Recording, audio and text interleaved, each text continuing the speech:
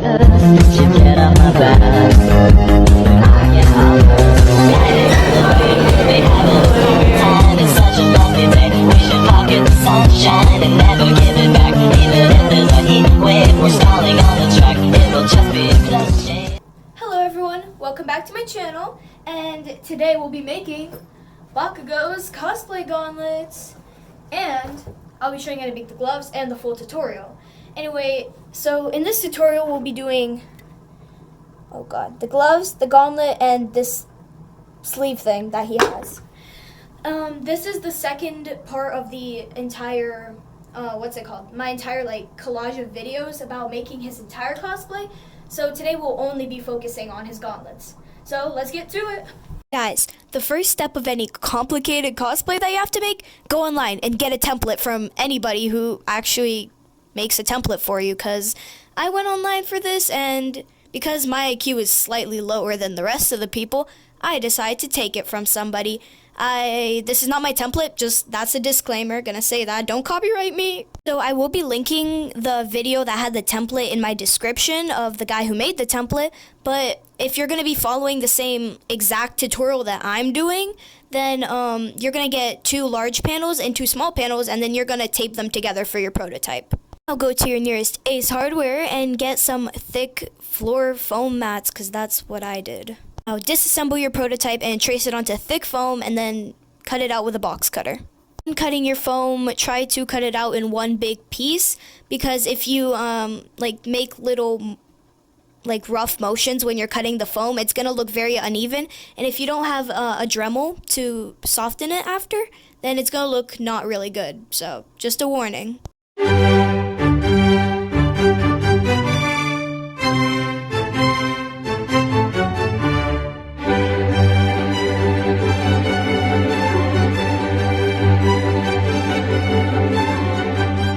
Once you have all of your main foam pieces cut out, this is what it should look like. You need 2 large panels and 2 small panels, and then you'll use contact cement to glue them together.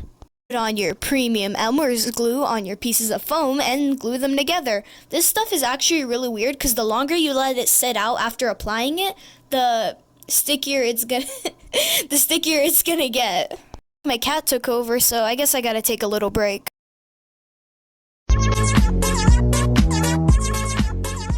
Anyway, apply contact cement to all the parts of your little gauntlet thingy, and then glue them together and sit there for about an hour holding them until they stick together normally. Ha ha ha, fun times. Go to your handy dandy little template and trace out those little squares on your thick foam. So make sure you label them, because it will be an issue if you don't. If you manage to get your calculations correctly, you should have 48 squares total on both gauntlets. Total. Free fall. Kind of the devil, and the devil say, hey, why you been calling this late? It's like 2 a.m. and the bars all closed. He's dead in hell, it's a rule I made. Anyway, you say you're too busy saving everybody else to save yourself. Now completely skip the step that I'm doing right now, because it's completely pointless if you have a Dremel. Instead, use your Dremel to smooth the edges instead of using sandpaper, because sandpaper will do nothing.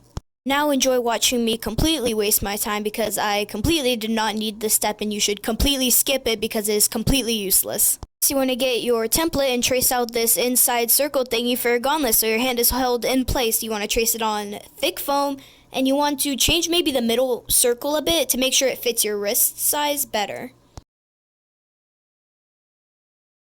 So this is what it should look like, so go ahead and trace it out on thick foam and cut it out.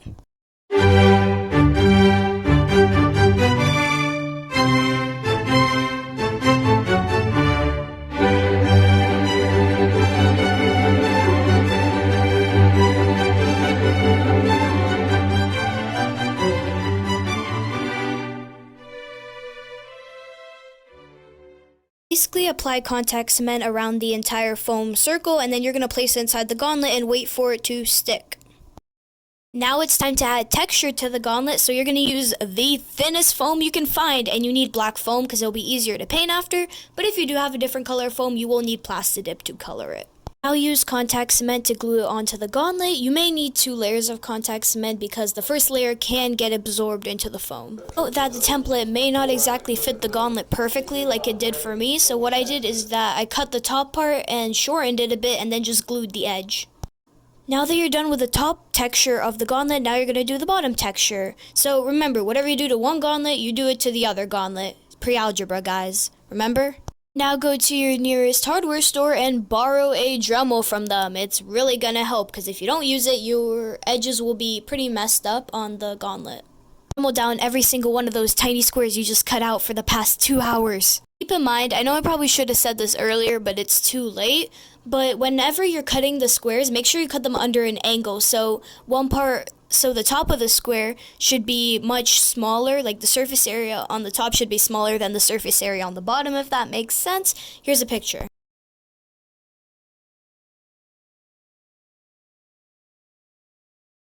Sergeant, your next mission is to get dangerously close to a very hot stove. Now, Sergeant, there is a reason you're getting so dangerously close to that hot stove. It's because foam tends to get flexible and melts whenever it's put under heat. So keep that in mind. It helps with other cosplays too. And then put contact cement on those squares you just spent like an hour cutting out, and then press them onto the gauntlet. This may take quite a while to actually get them to stick on, but they're probably gonna fall off too at some point. So just like glue them on. So yeah, this might take a while. Also gonna finish gluing on those little lines of part of your gauntlet that you cut out from your template using thin foam. Just glue them onto the place of where you think they should go, or if you have a figurine of him, which is what I do, you can like look at him in detail, which I definitely recommend. Great, this is something it should kinda sorta symbolize. Anyway, now you're gonna Dremel down more of those cute little squares, and you're gonna continue to press them onto your gauntlet. You do it for both gauntlets, of course, because I think you know the answer to that. I'm almost certain that your gauntlet's gonna look horrible until you apply all the squares, so don't start breaking stuff because they don't look good with half of the gauntlet squares attached. Just go into the end and then you'll see it will look so much better. These are what my gauntlets look fully assembled, and honestly, I'm kind of proud of them, so it works. Now, you're gonna make that little grenade stick thingy that he has, and this is how you make it. Go ahead and use that handy dandy little template like I did, or you could look at his figurine and try to make the template yourself, but since I filmed this 2 months ago when I just started making cosplays, I'm very unexperienced with it at the time. At this time that I'm recording the audio to it, I could definitely make my own template, but since I was brain dead 2 months ago, that's what I did. So you can do that too. So iconic, but I just realized that I forgot to film like half of the tutorial, so here it is. I'm just gonna verbally express it now. So what you're gonna do is paint the entire gauntlet with Plastidip, and then you're gonna get a paintbrush and use green spray paint, which is what I did. You could use acrylic paint and paint each one of those little squares that are supposed to be green. I double layered them, but sometimes that's not necessary, and those little things at the bottom and top, the texture pack of your gauntlet that are not the squares, those are supposed to be silver. Just look at a picture of him, you'll see what I'm saying. You're probably thinking, why is that big grenade trigger thingy not staying on my gauntlet? Because I use contact cement. Well, I also use contact cement. And then I added a zip tie because that works better.